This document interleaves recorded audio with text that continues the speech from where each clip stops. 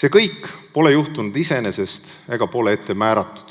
Selle tohutu töö on ära teinud kõik Eesti inimesed koos.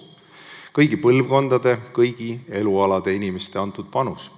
Erakondadest on sellel võtmeroll olnud Reformierakonnal. Ma ei räägi siinkohal valitsuses oldud ajast, vaid hoiakust, mille oleme Eesti poliitikasse toonud ja sõnumist, mida oleme alati ja kõigis oludes kaitsnud.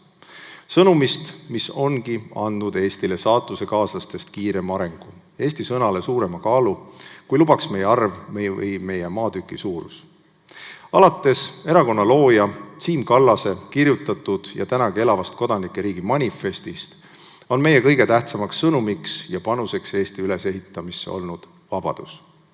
Kindel usk, et vabadus toob edu igale inimesele, igale perele, ettevõttele, omavalitsusele, riigile ja ka meie naabritele ja liitlastele. Mida vabamad on inimesed, seda parem on see kõigile. Teine Reformierakonna sõnum, mis toetab vabadusideaali, on olnud järjepidev nõudmine. Eesti koht on läänes.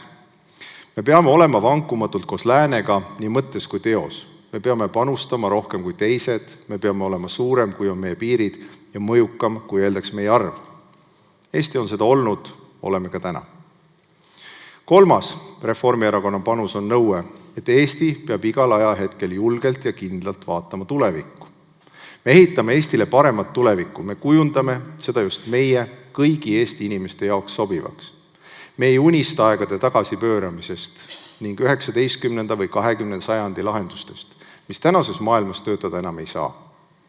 Suurim võimalik vabadus kõigile, tugevam Euroopa ja NATO kõigile, parem tulevik meile kõigile.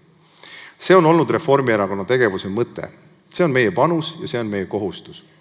See on meie põhilubadus Eesti inimestele. Seda oleme alati ka kõige raskemal ajal täitnud. See on toonud Eesti edu.